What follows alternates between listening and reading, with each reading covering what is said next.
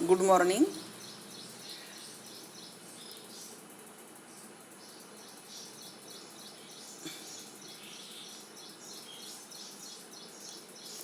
आज हम सूर्यकांत त्रिपाठी निराला लिखित दान यह कविता देखेंगे। तो यह सूर्यकांत त्रिपाठी निराला जी का पूरा नाम सूर्यकांत त्रिपाठी है, लेकिन उन्होंने अपनी जो रचनाएं हैं निराला नाम से लिखी है। इनका जन्म बंगाल के महिषादल में हुआ। महिषादल के राजघराने में रहकर इन्होंने अंग्रेजी, संस्कृत और बंगला भाषाएं सीखी। साथ ही संगीत और कुश्ती लड़ने का भी अभ्यास करते रहे। इनका पालन पोषण राम सहाय तिवारी ने किया, क्योंकि जब ये 2.5 साल के थे तब इनकी माताजी का देहांत हो गया था। पत्नी मनोहरा देवी से इनका प्रेम बहुत गहरा था। 2 बच्चों के जन्म के कुछ ही वर्षों में के अंतराल में इनका भी देहांत हो गया। इनकी पुत्री सरोज विवाहोपरांत अल्प वय में ही चल बसी। इस आघात से निराला जी इतने टूट गए कि उनकी प्रसिद्ध कविता सरोज स्मृति में पुत्री और पत्नी दोनों के प्रति उनके दग्ध हृदय के भाव उद्गार प्रकट होते हैं। जीवन के अंतिम समय में आत्मविक्षेप का दंश भी उन्होंने झेला। यानी कि उनके जीवन में दुख बहुत था। यानी कि उनके माताजी 2.5 साल के थे तब चल बसी। फिर जिस पत्नी 2 बच्चों के जन्म के उपरांत पत्नी भी चल बसी। फिर बच्ची छोड़ी, बड़ी होने के बाद वो बच्ची भी लड़की चल बसी, सरोज नाम की पुत्री उनकी। तो उन्होंने उस पुत्री और पत्नी के स्मृति में सरोज स्मृति यह उद्गार व्यक्त किए और यह कविता की। जीवन के अंतिम समय भी आत्मविक्षेप का दंश भी उन्होंने झेला। इनके प्रमुख काव्य रहे परिमल, अनामिका, अर्चना, गीतिका, नए पत्ते, तुलसीदास, कुकुरमुत्ता, अनिमा, सांध्य काकली आदि। निराला जी छायावाद के प्रमुख प्रतिनिधि कवि है। ये मुक्त छंद के प्रणेता भी माने जाते हैं। छंद की मुक्ति के द्वारा इन्होंने भाषा और कविता को मुक्त किया। इनके काव्य में छायावादी चित्रात्मकता के साथ साथ यथार्थवादी प्रगतिशील संघर्ष के उद्घोष भी है। लय, संगीत, नाद योजना के अनूठे प्रयोग उन्होंने किए हैं। इनकी इन्हीं विशेषताओं के कारण परवर्ती काव्य के अनेक कवि निराला से अपना संबंध जोड़ने में गर्व महसूस करते हैं। यानी कि इनकी इतनी अच्छी काव्य रचना है, उनके अनूठे प्रयोग है, लय है, संगीत, नाद योजना, इन्हीं वजह से इनको सब जुड़ना चाहते हैं।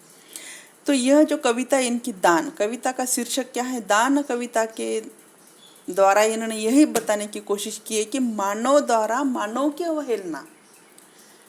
दान यह जो कविता इन्होंने जो प्रस्तुत की है, तो उसमें ये जताने की कोशिश की है, यह वास्तविक चित्रण किया गया है कि मानव द्वारा मानव की निर्मम उपेक्षा।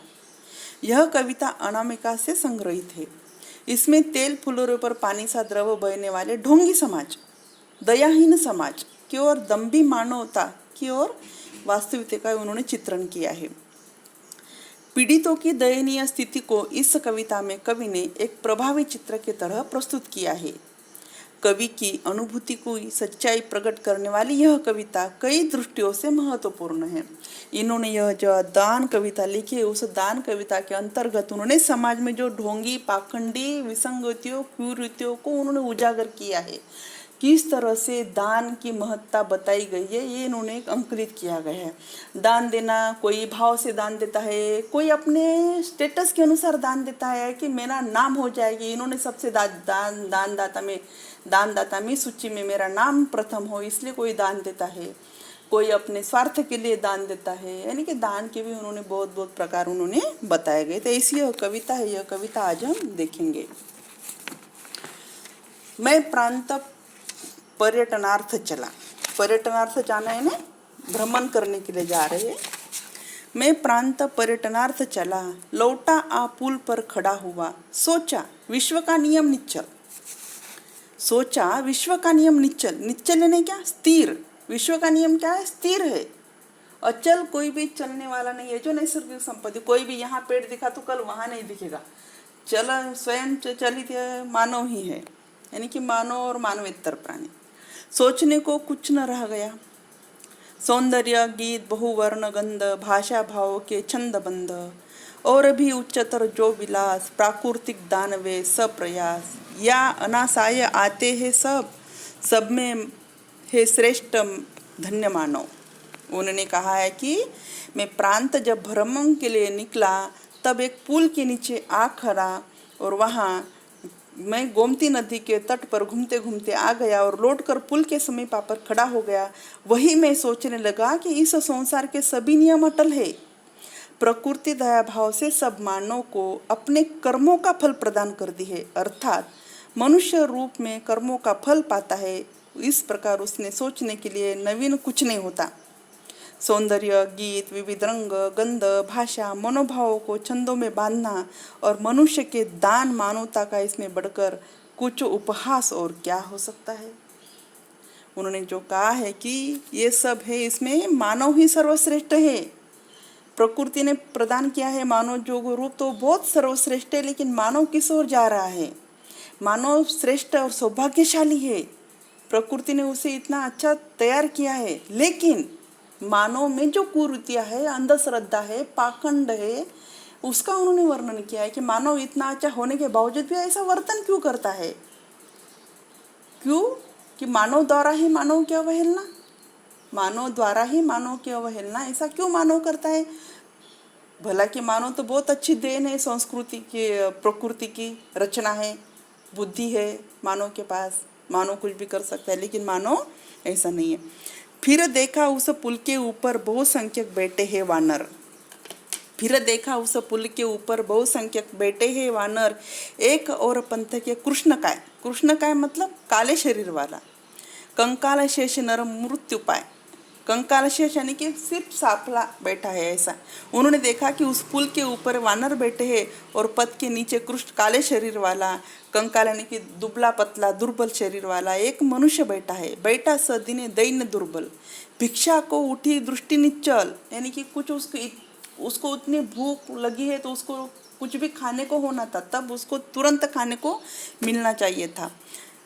अति क्षीण कंठ है तीव्र श्वास, जीता जो जीवन में उदास। अति तीव्र कंठ यानी कि क्षीण, इतना दुर्बल व्यक्ति यहाँ पुल के नीचे बैठा था। वह शरीर से कृशपाय था, दुर्बल था, उसकी आवाज में क्षीणता थी, उसे कुछ तो भी खाने के यानी कि दयनीय अवस्था में वहाँ बैठा था। ढोता जो वह कौन सा शाप, ढोता जो वह कौन सा शाप, पता नहीं वो कौन सा शाप भोगत रहा है। भोगता कठिन कौन सा पाप, यह प्रश्न सदा ही है पथ पर सदा मौन है इसका उत्तर। यह गरीबी, लाचारी, दयनीय अवस्था, ये सब प्रश्न अनुत्तरित है, उसका कोई भी उत्तर अभी तक नहीं समझ में आया। जो बड़ी दया का उदाहरण, एक पैसा एक उपाय कारण। ये दया का एक उदाहरण है कि उसको कुछ खाने को दे दो, फिर वो उसमें ऊर्जा आ जाएगी, उसमें चेतना आ जाएगी, उसमें सजीवता आ जाएगी। मैंने झुक के नीचे देखा, मैंने झुक को नीचे देखा तो झलकी आशा की रेखा। विप्र पर्व स्नान कर चढ़ा सरील, शिव पर दुर्गा दल तंदुल तिल, लेकर झोली आए ऊपर, देख कर चले तत्पर वानर। फिर पुल के तरफ जा, कवि ने क्या कहा है कि मैं गोमती पुल के बहुत बंदर बैठे थे, मैं वहाँ जाके देखा तो सड़क के और एक काला दुबला मृतपाय जो ढांचा मात्र ऐसा भिखारी बैठा है। वह भिक्षा के लिए दया के भाव से देख रहा है। भूखे के कारण उसका कंठ सूख गया है, उसका श्वास तीव्र गति से चल रहा है। ऐसा लगता है मानो वह अपनी जीवन की अंतिम घड़ियां व्यतीत कर रहा है। न जाने वह किस पाप का शाप भोग रहा है। राह में चलने वाले लोग उधर नहीं देख रहे हैं, राह में चलने वाले लोग, मंदिर में जाने वाले लोग, वो सब भिखारी की तरफ नहीं देख रहे हैं। उनके अंदर दया के भाव नहीं है, उनके अंदर मानवता के भाव नहीं है, लेकिन जा रहे हैं मंदिर में भोग चढ़ाने के लिए, मंदिर में भोग चढ़ाने के लिए जा रही है। लेकिन मृतपाय शरीर देखकर उसको पाने की तीव्र आशा है, उसके खाने की तीव्र लालसा है, लेकिन उसकी तरफ कोई देख नहीं रहा है। एक कोई उसकी तरफ पैसा भी नहीं फेंक देता है। कवि ने ढोंग करने वाले दिखावटी धार्मिक लोगों पर तीखा व्यंग्य किया है। ये बताने की कोशिश की है कवि ने कि ये जो ढोंग दिखाने वाले धार्मिक लोग हैं, जो ढोंग दिखाते हैं, बड़प्पन करते हैं कि फूल चढ़ाना, माला चढ़ाना, ब्राह्मण, शाप, जल, चावल, तिल, अमका ढमका, और इधर जिसको जरूरत है उसको हम नहीं देंगे, हम जिसको मिलता है खाने को उसको भी ठूस ठूस कर खिलाएंगे। देखते नहीं कि हम दीपावली के समय भी अगर हमारे घर में कोई आता है, चाय ले लो, पानी ले लो, नहीं नहीं नहीं भाभी जी नहीं, मुझे नहीं होना, बस मुझे एक ही होना। अरे वो तृप्त है, जो तृप्त है उसको कोई कभी नहीं कोई देगा, लेकिन जो तृप्त है उसको ही हम बार बार तृप्त करने की कोशिश करते हैं